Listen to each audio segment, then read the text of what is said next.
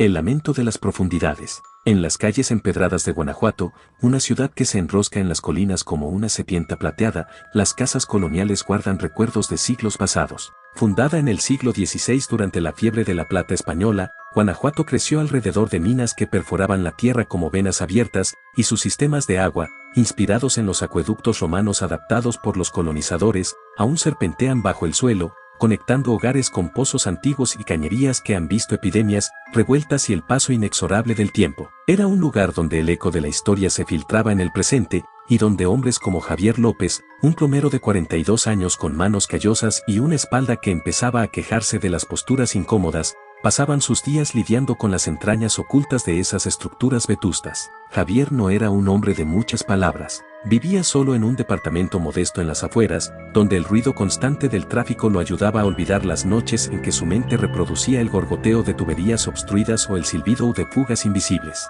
Había heredado el oficio de su padre, quien le enseñó que el agua no solo fluye, sino que revela secretos. Recuerda, hijo, que el nombre, plomero, viene del latín, plamben, que significa plomo. Esas cañerías antiguas de plomo que instalaron los españoles aquí en Guanajuato eran resistentes, pero con el tiempo se corroen y dejan salir cosas que nadie quiere ver.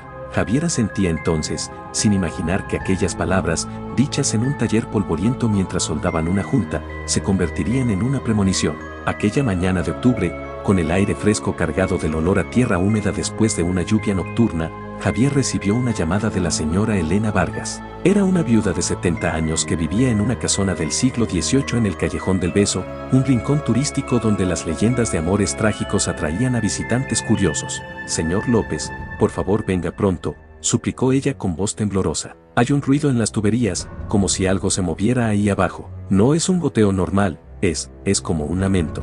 Javier sintió un leve cosquilleo en la nuca, pero lo atribuyó al café frío que había tomado.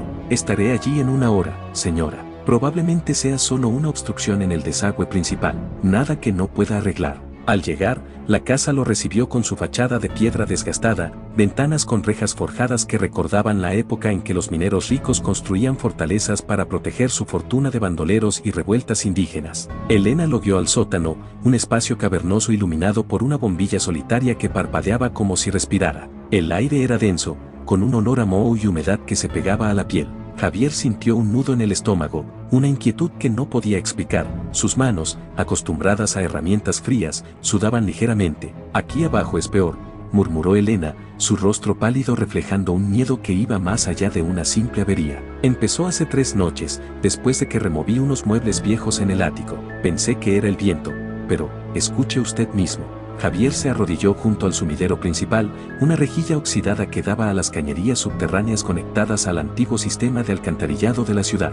Guanajuato, con sus túneles mineros reconvertidos en calles subterráneas durante el siglo XIX para evitar inundaciones, tenía un laberinto de conductos que se entretejían como raíces. Puso la oreja cerca del suelo y esperó. Al principio, nada. Solo el silencio opresivo del sótano. Luego, un sonido tenue, un raspado, como uñas arañando metal, seguido de un gorgoteo bajo, casi humano, que subía en intensidad hasta convertirse en un gemido ahogado. Javier se incorporó de golpe, el corazón latiéndole con fuerza en el pecho. Eso no es normal, dijo, tratando de sonar calmado, pero su voz traicionaba una creciente ansiedad.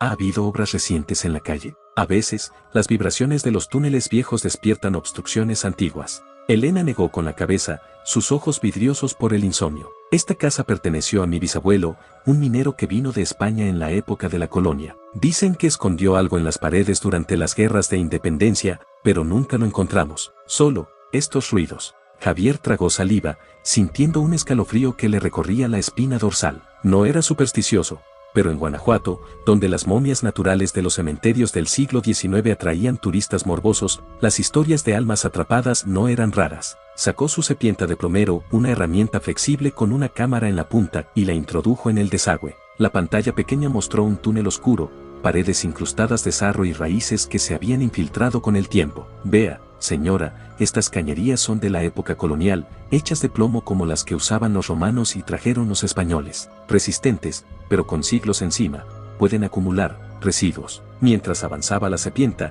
el sonido regresó, más cerca ahora, como si algo respondiera a la intrusión.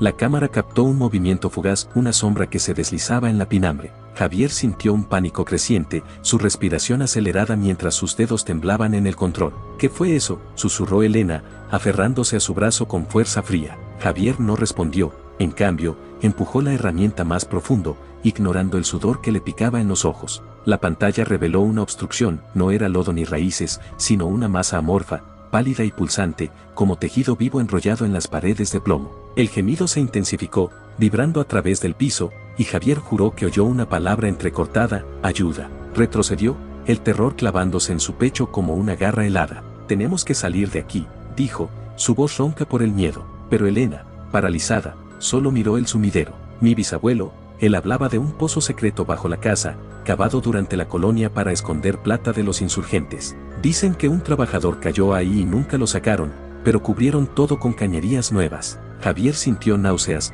el dato de su padre sobre el plomo resonaba ahora con un peso siniestro. ¿Y si aquellas tuberías antiguas, corroídas por el tiempo, habían liberado algo más que agua estancada? Esa noche, Javier no pudo dormir. Regresó a su departamento, pero el sonido lo siguió en su mente, el raspado, el gemido. Al día siguiente, impulsado por una curiosidad malsana que se mezclaba con el miedo, volvió a la casa solo. Elena había huido a casa de una prima, dejando la puerta entreabierta. El sótano lo esperaba, más oscuro que antes, con la bombilla apagada. Encendió su linterna, el haz de luz temblando en su mano sudorosa. Se acercó al sumidero y, con el corazón martilleando, introdujo de nuevo la serpienta. Esta vez, la cámara descendió más profundo, revelando un espacio amplio bajo el piso, un pozo olvidado, paredes de piedra colonial talladas con marcas antiguas, quizás de los indígenas que trabajaron en las minas bajo el yugo español. Allí, en el fondo, algo se movía. No era un animal ni un residuo. Era una figura humana, esquelética y cubierta de una piel traslúcida, como si el agua y el plomo la hubieran preservado en un limbo eterno. Sus ojos, abiertos y vidriosos, se clavaron en la cámara, y el gemido se convirtió en un grito ahogado que reverberó en el sótano. Javier soltó la herramienta, cayendo de rodillas, el pánico atenazándolo como una corriente helada. Sintió que el suelo se inclinaba, como si el pozo lo atrajera. No es real, se dijo, pero el terror era visceral, un nudo en la garganta que le impedía gritar. Corrió escaleras arriba, el eco de pasos suyos o de otro, persiguiéndolo. Afuera, en el callejón del beso, los turistas reían ajenos a todo, pero Javier sentía que la ciudad entera lo observaba, sus túneles subterráneos latiendo como un corazón oculto. Días después, la casa de Elena fue clausurada por problemas estructurales, pero Javier sabía la verdad. Cada vez que oía un goteo en su propio baño, cerraba los ojos, esperando el lamento. Y en las noches de lluvia, cuando el agua corría por las cañerías de Guanajuato, juraba oír una voz lejana, llamando desde las profundidades.